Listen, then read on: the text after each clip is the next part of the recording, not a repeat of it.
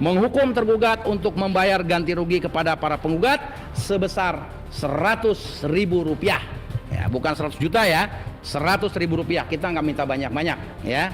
Yang penting ini untuk citizen lawsuitnya untuk membuat satu perubahan terhadap kebijakan yang dianggap menurut kami lah.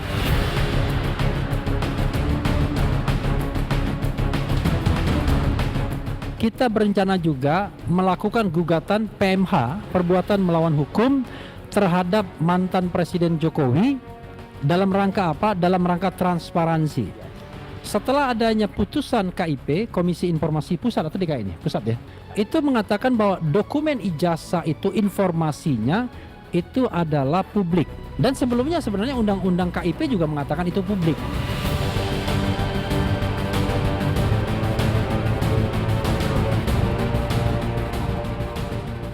Maka mereka ini bagaimana berusaha untuk menggagalkan ya untuk masuk ke pengadilan, teman-teman. Dibelokkan, dimasukkan dalam unsur-unsur politik itu sekarang.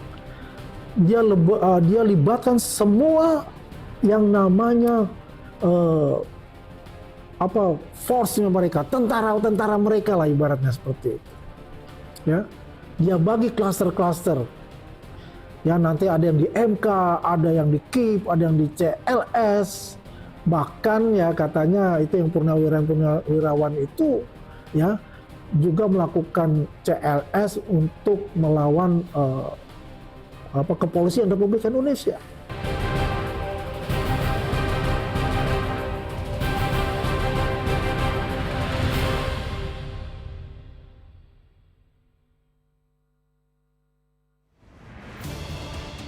Disiarkan langsung dari Studio 2 CNN Indonesia.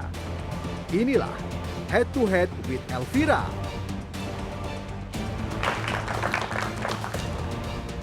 Selamat malam. Polemik ijazah Presiden ke-7 Republik Indonesia Joko Widodo kembali memanas. Forum Purnawirawan TNI turun gunung menggugat kepolisian.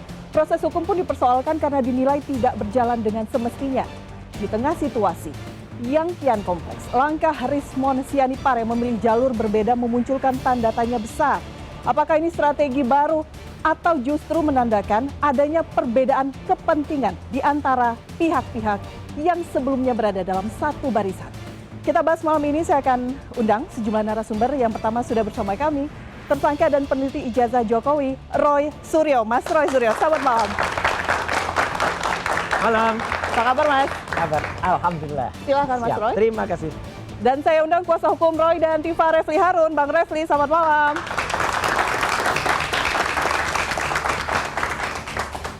Siap, Bang? Alhamdulillah. Silakan, Bang Refli. Dan juga saya undang Ketua Jokman Nusantara Bersatu, Andi Aswan. Selamat malam, Bang Andi. Malam. Apa kabar, Bang? Wako. Wih, silakan. Dan juga saya undang Wakil Ketua Pradi Bersatu, Lecumanan, Bang Lecumanan. Selamat malam. Silakan. Dan sudah hadir bersama kami mewakili Forum Purnawirawan TNI, mantan Hakim Agung ad hoc, Dwi Cahyo Suarsono. Pak Dwi, selamat malam. Di sebelah kanan kami. Dan penasihat ahli Kapolri Arianto Sutadi. Selamat malam, Pak Arianto, di sebelah kiri. Dan sudah hadir juga teman-teman mahasiswa dari UIN Syarif Hidayatullah, dari Program Studi Komunikasi dan Penyiaran Islam. Terima kasih teman-teman sudah hadir bersama kami. Kita akan mulai diskusi malam hari ini. Saya ke Pak Dwi terlebih dahulu, karena kemudian Forum Purnawirawan TNI kembali turun gunung, bisa dikatakan seperti itu. Ini citizen lawsuit, tujuannya apa sih Pak dari Purnawirawan ini? Terima kasih. Yang kami lakukan untuk gugatan perdata, objeknya adalah perbuatan melawan hukum. Itu yang menyangkut masalah penetapan terhadap salah satu peneliti, yaitu Mas Roy, yang ditetapkan sebagai tersangka. Kemudian kami dari FPP TNI mengkaji penerapan hukum yang dibuat oleh Polda Metro Jaya yang disangkakan kepada Mas Roy. Kami lihat bahwa ini terjadi satu kesalahan secara manajemen perkara yang harusnya Polda Metro Jaya itu benar-benar melakukan penerapan hukum yang sesuai dengan kesalahan, tetapi ini ada beberapa pasal-pasal yang dimasukkan di dalam sangkaan yang diberikan kepada atau yang disangkakan untuk Mas Roy. Beberapa pasal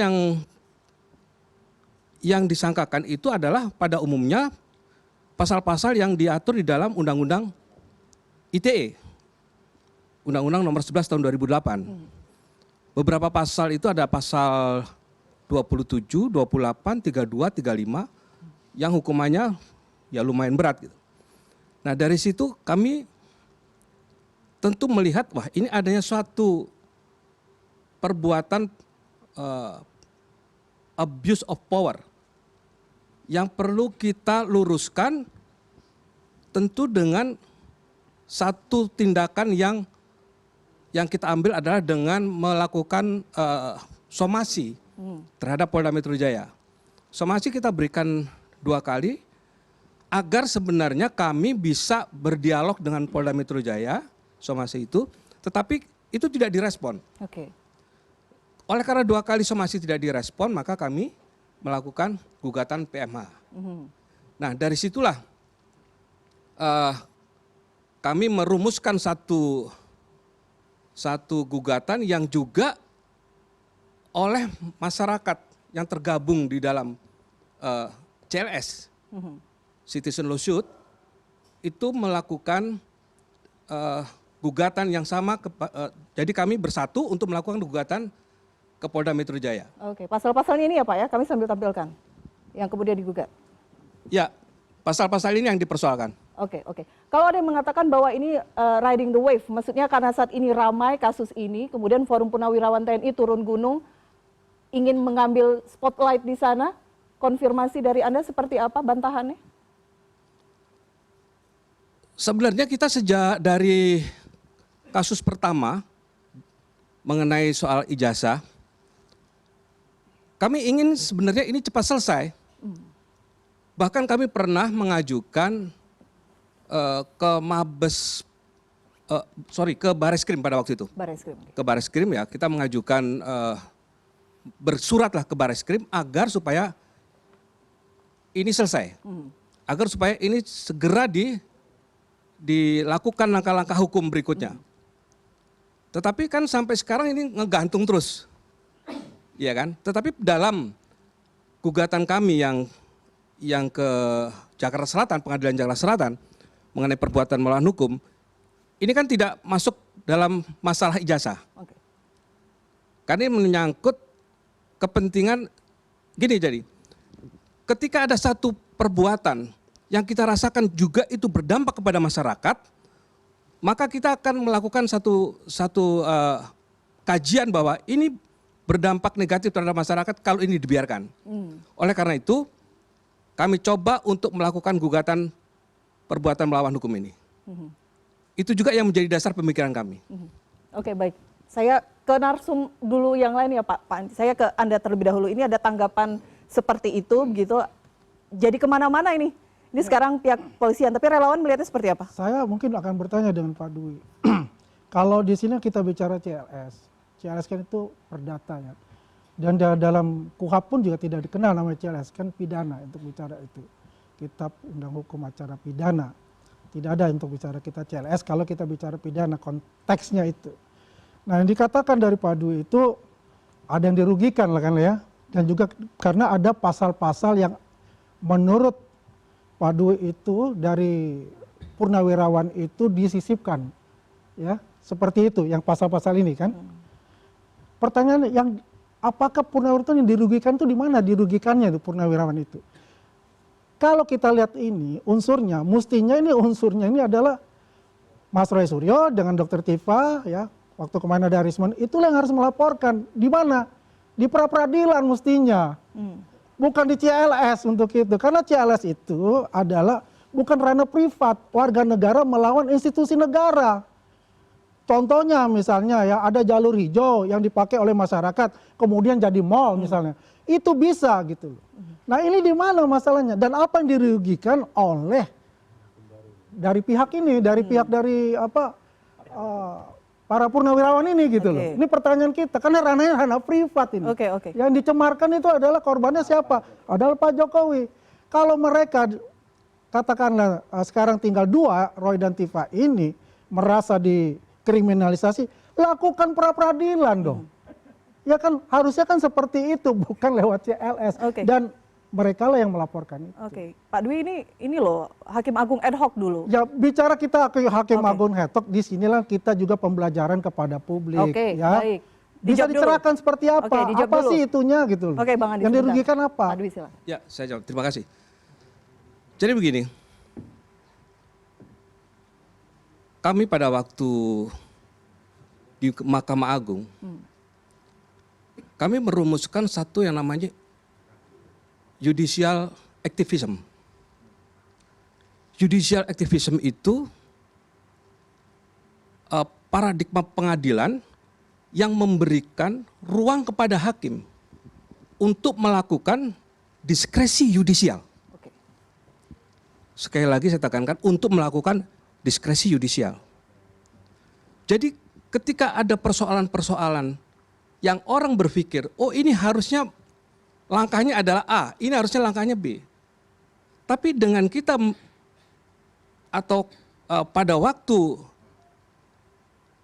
persoalan judicial activism itu dibuka peluang dan kemudian kita juga tahu itu diatur di dalam Undang-Undang Kekuasaan Kehakiman nomor 48 tahun 2009, pasal 5 ayat 1 dan pasal 10 ayat 1, maka sangat memungkinkan apapun yang dilakukan oleh warga negara untuk melakukan langkah-langkah hukum, apa saja yang bisa, yang koridornya adalah tidak keluar daripada norma dan azas konstitusi. Itu bisa. Jadi seperti Bang Andi? Ya, Bung Andi Aswan sampaikan, ini kenapa tidak perfit gitu? Kenapa harus langkahnya seperti ini? Dimungkinkan, semua dimungkinkan. Kita sebagai warga negara untuk melakukan langkah-langkah hukum itu semua dimungkinkan. Kenapa? Dasar hukumnya adalah tadi bahwa hakim tidak boleh menolak satu perkara undang-undang tidak mengaturnya. Itu sudah diatur di dalam Undang-Undang Kekuasaan Kehakiman. Pasalnya adalah pasal 10 ayat 1, pasal 5 ayat 1. Kemudian diberikan satu ruang diskresi yudisial agar hakim bisa menentukan putusan-putusan yang masuk kepada substantif keadilan. Itu yang paling pokok. Sehingga sekali lagi pertanyaan dari Bang Andi Aswan tadi, apa yang kemudian dirasakan, kerugian seperti apa yang dirasakan sehingga ini. Tunggu sebentar Bang Refli, saya ke Pak Dwi. Atau mau Bang Refli yang kemudian menjelaskan? Baik, silakan Bang Refli. Gini ya, ini dari ilmu ya. Yang namanya citizen lawsuit itu adalah gugatan warga negara. Itu pengertiannya begitu. Di mana warga negara mau 1, 2, 3, 4, 5 orang menggugat penyelenggara negara. Karena penyelenggara negara itu dianggap lalai melaksanakan tugasnya atau dia melakukan perbuatan melawan hukum. Dan warga negara tersebut tidak harus membuktikan kerugiannya. Kenapa? Karena ini adalah partisipasi warga negara. Makanya dibilang citizen lawsuit. Nah kemudian memang terhadap institusi negara. Nah dalam hal ini yang digugat, kalau saya lihat baca dari gugatannya adalah ya Polda Metro Jaya Secu Ditreskrimum kan begitu. Jadi memang mereka ini adalah warga negara yang terpanggil. Dan konteksnya memang perdata nggak pidana. Jadi kalau misalnya dikatakan bahwa citizen lawsuit itu kemudian seolah-olah salah dan kemudian harus menggantikan pra peradilan atau digantikan pra peradilan, ya enggak lah, itu kan choice. Dan kalau pra peradilan ya bisa saja Mas Roy nanti menyampaikannya, tetapi mereka sebagai warga negara punya standing, punya hak untuk melakukan yang namanya gugatan citizen lawsuit atau gugatan warga negara. Kan citizen itu warga negara, lawsuit itu gugatan. Sebenarnya itu aja. Oke. Ini biar antar lawyer nih, Bang Lecu ada komentar terkait hal ini. Silakan. Saya rasa ya apa yang diupayakan oleh Pak Dwi ya sah-sah saja lah. Oke. Ya kita pun mempersilahkan. Artinya kan nanti semuanya kan dikaji oleh Ketua Majelis Hakim yang menyidangkan, ya kan. Nah kita lihat nanti kewenangan ini kan tetap ada di Majelis Hakim. Jadi ketika gugatan itu diterima atau tidak kan ya kita pastikan ya mudah-mudahan kita berharap ya supaya gugatan itu tidak diterima kan gitu kan. Karena kenapa? Nah ini akan mengganggu sebenarnya proses pidana yang sedang berjalan. Karena kenapa? Bahwa Bang Roy dan Dr. Tifa ini kan artinya adalah dua orang yang sudah ditetapkan tersangka oleh Polda Metro Jaya Respon masih juga. di situ. melalui mekanisme yang sudah benar gitu. Respon Nah, masih juga. iya, artinya gini. Tidak terkait- bisa berjalan beriringan.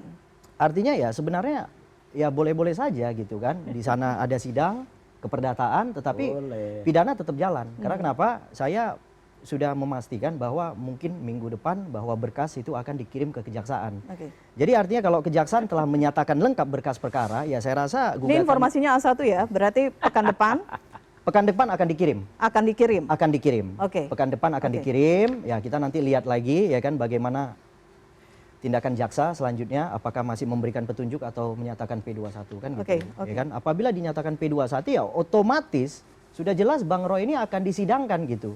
Sehingga apa yang diajukan oleh Bang Dwi menurut saya ya udah tidak menjadi Relevan dasar lagi. lagi Oke. untuk membela Bang Roy Oke, dalam hal itu. karena tadi informasinya berkas pekan depan akan Berkas diserahkan, pekan depan. termasuk berkas Bang Rismon. Ada informasi terkait hal itu? Kalau Bang Rismon kan kita sudah lakukan perdamaian. Oke. Sudah RG, Sudah RJ. sudah selesai, ya kan? Kemungkinan akan digelarkan untuk diberikan kepastian hukum dan setelah itu ya otomatis berkas Definisi daripada- udah selesai ini artinya SP3. SP3. Pasti SP3. SP3. Sudah clear. Sudah clear. Sudah ada clear. pernyataan dari pihak kepolisian. Media belum mendapatkan pernyataan itu. Yang jelas sudah tanda tangan Udah semua. tanda tangan. Saksi pelapor. Ini hari kita sudah tanda tangan semua. Oke, mungkin ya kan, bisa diupdate kepada kesepakatan publik. Bahwa apa namanya? Tadi saya kebetulan di sana juga, ya kan? Kita sudah tanda tangan kesepakatan perdamaian dan kita pastikan akan segera diterbitkan SP3 terhadap Bang Rismon. Oke, apa saja poin yang kemudian ditandatangani? Nah, Karena poin- informasi sebelumnya kan ada Tanda- syarat-syarat dan dasar hukumnya tertentu apa? yang kemudian Ya, harus dipenuhi ya. saat Kita pengajuan. nggak usah buka lah Ya, itu. RJ ini. saya tidak bisa masuk ke Nggak wilayah bisa itu ya, masuk Mbak ya. wilayah itu. Artinya lebih banyak persyaratan itu diajukan oleh pengacara daripada Pak Jokowi, Oke. ya kan? Jadi kalau kita ya artinya kita ketika ketemu Bang Rismon tadi saling memaafkan, ya kemudian ya kita menganggap ya sebenarnya persoalan ini sudah selesai antara kami dengan Bang Rismon. Tapi kalau kami dengan Bang Roy ya kita berharap lanjut terus. Karena Bang Roy selalu bilang jangan sampai dicabut kan gitu kan. Kita nggak pernah mencabut kok. Oke, berarti tinggal menunggu pernyataan dari pihak kepolisian Tinggal kepada menunggu publik. pernyataan dari pihak kepolisian. Untuk Ini SP3. informasi terbaru ya. Ya Oke. apabila sudah nanti diterbitkan SP3 pasti diumumkan pastinya. Oke, Seperti baik, itu. oke. Jadi Seperti Bang Roy apa? udah siapkan aja badan lah Bang Roy ya. Apa yang perlu disiapkan oleh Mas Roy? Sebentar ya Mas Roy, kita jeda dulu. Kami akan Oke, kembali saat lagi. Kami juga mengundang nggak Anda. cuma badan, otak kita. Kami juga mengundang Anda untuk mengajukan pertanyaan dari YouTube CNN Indonesia. Jika Anda menyaksikan melalui akun YouTube CNN Indonesia, ajukan pertanyaan Anda untuk narasumber yang hadir bersama kami malam hari ini. Head to Head with Elvira akan kembali sesaat lagi. Tapi saya luruskan dulu.